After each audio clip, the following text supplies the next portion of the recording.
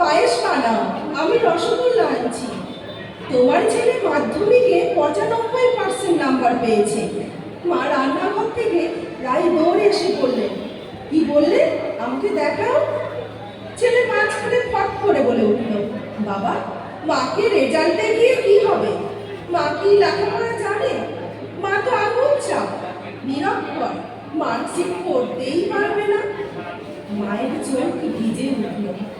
আঁচল ঢাকা নিয়ে রান্নাঘরে চলে গেলেন পায়েস তৈরি করতে।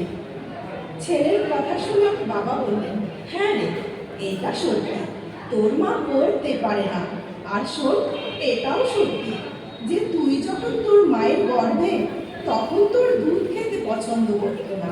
তা সত্ত্বেও শুধু তুই যাতে সুস্থ থাকিস, তাই 9 মাস প্রতিদিন দুধ খেত, শুধু তোরই জন্য। কেননা ও নিরক্ষর ছিল।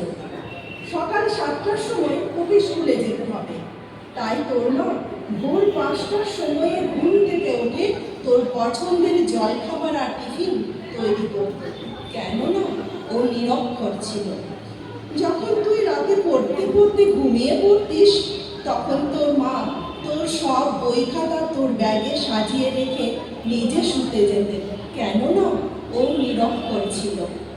তবু তোকে ভালো জামা কাপড় জুতো দেওয়ার জন্য আমাকে জোর করত, আর নিজে দুটো শাড়িতেই বছর পার করে দিত। কেননা তোর মা নিরক্ষর ছিল। তোর মা ভালো ভালো খাবার বানিয়ে তোকে আমাকে খাইয়ে নিজে যা হোক কিছু খেয়ে নিত। কেননা তোর মা নিরক্ষর ছিল। এই কাগজের টুকরোটাতে যে নম্বর তুই পেয়েছিস, তা তোর মায়ের দান, জেনে রাখিস। সেদিক থেকে ধরতে গেলে তোর মায়ের ডিগ্রি PhDর উপরে, আর তুই বলছিস নিরক্ষর। তোর মা সবচেয়ে বেশি ডিগ্রিধারী শিক্ষক।